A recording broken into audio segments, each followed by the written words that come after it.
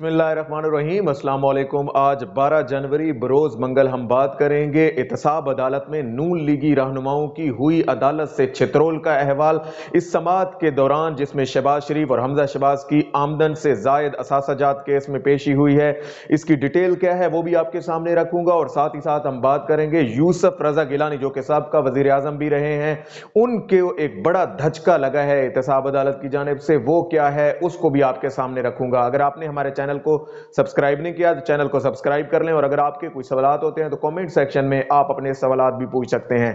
अब हम आ जाते हैं आज की खबर की जानिब। मैं आपको बता दूं कि जब भी इनकी कोई पेशी होती है, चाहे हमजा शहबाज हो, शहबाज शरीफ हो, या फिर जरदारी खानदान हो, बाकी लोग हों, मैं आपको गाहे बगाहे ये बताता रहता हूं कि कैसे इन लोगों ने जो है वो पिछले माजी में जो अरसा इन्होंने अयाशियां लूटी हैं, इन्होंने जो मजे लूटे हैं, उससे रिलेटेड अब इनको जब जवाबदेह होना पड़ता है, नैब के केसेस रेफरेंसेस इन पर दायर होते हैं, पेशियां होती हैं, ये अदालत में जब पेश होते हैं तो अदालत से बाहर एक तो गुलू बट इनका इस्तकबाल करने के लिए जमा हो जाते हैं, और दूसरा कमरा अदालत में इनके रहनुमाओं का और बाकी इनके साथियों का रश लगना शुरू हो जाता है। आज भी कुछ ऐसा हुआ। एहतसाब अदालत के फाजिल जज जवादुल हसन साहब ने जो इसकी समाअत करनी थी और इसमें हमजा शहबाज और शहबाज शरीफ की जानिब से पेश हो जाना था। इस समाअत में मैं आपको बता दूं कि राना सनौला भी पहुंचे वहां पे, इसके अलावा दीगर रहनुमा तलाल चौधरी हो गए, और लाहौर के जो इनके रहनुमा हैं वो वहां पे पहुंचे हुए थे ऑलरेडी, और उन्होंने इस माहौल को गनीमत जानते हुए वहां पे एक रश सा अदालत में ऐसा बन गया कि ये लोग वहां पे गप्पे लगा रहे थे, लेकिन जज साहब की जानिब से इनकी छित्रोल की गई और इन्हें कहा गया कि आइंदा से अगर एसओपीज को फॉलो ना किया गया तो रेंजर्स की ड्यूटी लगा दी जाएगी। इसके बाद जो है वो रश वहां पे कम होना शुरू हो गया, और हम तवक्को कर सकते हैं कि नेक्स्ट समाअत पर इनका ये रश जो है वो वहां पे नहीं होगा। अब आज की समाअत के हवाले से मैं आपको बता दूं कि आज इनके आमदन से ज्यादा केस की समाअत थी। इसके अलावा इनके मनी लॉन्ड्रिंग केस भी इसी अदालत में चल रहा है, और इनको जो है वो गवाहान के बयानात कलमबंद किए जा रहे हैं। नैब की जानिब से आज भी गवाहान के जो है वो गवाह का बयान अभी तक कलमबंद किया जा रहा है। और मैं आपको बता दूं, नैब प्रोसिक्यूटर और शहबाज शरीफ के जो वकील हैं अमजद परवेज भट्ट साहब, उनके दरमियान तलख कलामी भी हुई इस हवाले से कि जब जो है वो नैब प्रोसिक्यूटर की जानिब से और अमजद परवेज साहब की जानिब से मुदाखलत की गई तो जज साहब ने उनको जो है वो खामोश करा दिया, और उन्होंने कहा कि अगर कोई भी चीज गलत होगी तो वो वहां पे मौजूद हैं और उसको जो है वो सही कर सकते हैं। शहबाज शरीफ का रोना भी आपको बता दूं कि आज फिर शहबाज शरीफ ने वो मेडिकल से रिलेटेड, जैसे इनकी रविश है कि ये लोग मेडिकल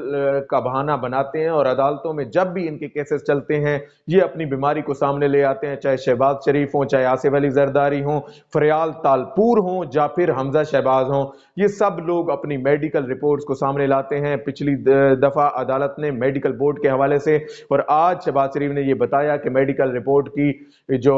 रिपोर्ट्स हैं वो अभी तक ताहाल मेरे तक नहीं पहुंची, और उन्हें जो है वो मुझ तक नहीं पहुंचाने दिया जा रहा, इस हवाले से भी। और साथ ही उन्होंने जो रोना रोया चिनोट माइंस और मिनरल्स के हवाले से, उन्होंने कहा कि 600 अरब रुपए मैंने इस कौम के बचाए हैं, मैंने इस कौम का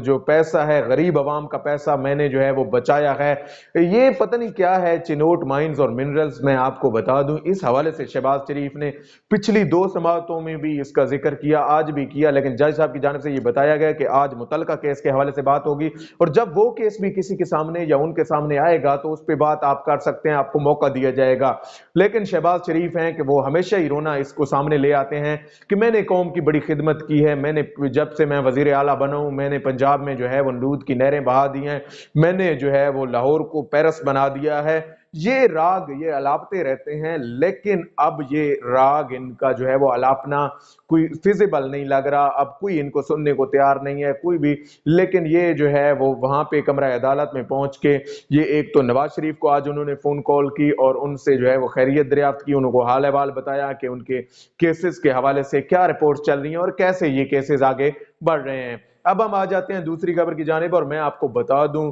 जहां आसिफ अली जरदारी की बहन फलियाल तारपुर के लिए कल एक मुश्किल दिन था, और उसी के साथ साथ उनकी पार्टी के बहुत ही अहम रहनुमा साबिक वजीर आजम यूसुफ रजा गिलानी पर एक फर्द जुर्म आयद होने जा रही है। वो आपको बता दूं 3 फरवरी को ये फर्द जुर्म आयद होगी और इस हवाले से उन पर जो मुख्तलिफ केसेस तो चल ही रहे हैं जो उन्होंने वजीर आजम, क्योंकि जिन्होंने बनाया था ये लोग फिर उन्हीं को नवाजते हैं, चाहे शाहिद खाकान अब्बासी हो या यूसुफ रजा गिलानी हो। जब इनको इक्तदार की कुर्सी पर बिठाया गया, यकीनन ये तो कठपुतलियां थे और पीछे डोरे हिलाने वाले कोई और लोग थे, कोई और कौन, आसिफ अली जरदारी, बिलावल भुट्टो जरदारी, और इधर से जो है वो नवाज शरीफ और शहबाज शरीफ होते हैं, शाहिद खाकान अब्बासी की डोरे हिलाने वाले। इनको इस्तेमाल मोहरे के तौर पर इस्तेमाल किया जाता रहा, लेकिन आज इनको भी जवाब देना पड़ रहा है। चाहे शाहिद खाकान अब्बासी को LNG केस के हवाले से जवाब देना पड़ रहा हो, नैब के जो पावर स्पोर्ट्स कम्प्लेक्स है नारोवाल उसके हवाले से एहसन इकबाल को जवाब देना पड़ रहा हो, या फिर यूसुफ रजा गिलानी को मुख्तलिफ केसेस के हवाले से जवाब देना पड़ रहा हो। और आज जिस केस में उनको 3 फरवरी को जो है वो उन पर फर्द जुर्म आयद होने के लिए मुकर्रर हुआ है, उसका आपको बता दूं कि इनमें इश्तिहारात को जो है वो ठेकों में बेज़ाब्तगियां, गैर कानूनी ठेके जो यूसुफ रजा गिलानी ने अलॉट किए, उन पर जो है वो इनको फर्द जुर्म लगने जा रही है। और यकीनन ये एक बहुत बड़ी मुश्किल जो यूसुफ रजा गिलानी के लिए खड़ी होने जा रही है, क्योंकि जब भी ये लोग इक्तदार की कुर्सी पर बैठते हैं, ये ठेके उन्हीं को अलाट करते हैं, अपने मनपसंद लोगों को जो है वो ये ठेके देते हैं और उनमें से मर्जी के कमीशन, मर्जी के किकबैक्स लेते हैं। यही हाल जो है वो पीपल्स पार्टी के साथ साथ नून लीग का भी रहा। शाहिद खाकान अब्बासी जब यहाँ पे बैठे तो उन्होंने LNG में मर्जी की कानूनी जो है वो गैर कानूनी भर्तियां की, साथ ही साथ उन्होंने प्रोजेक्ट्स जो थे वो नून लीग के वफादार लोगों को अलॉट किए। इसके साथ साथ, और ये पूरी चेन चलती है, मैं आपको बता दूं ये पूरी चेन चलती है ऊपर से नीचे तक। एहसन इकबाल ने नारवाल स्पोर्ट्स कॉम्प्लेक्स, और उसका कोई अंदाजा भी उसको नहीं था क्योंकि वो वफाकी फंड्स को सूबाई फंड्स में इस्तेमाल कर रहा था, लेकिन वो उस बादशाह तो खुद को बादशाह समझते हैं, और जो नवाज शरीफ की बादशाह है वो रियाया है उसमें ये वजीर थे, तो इनको तो किसी तौर पर नहीं लगता था कि इनको कोई कल को पूछने वाला आ सकता है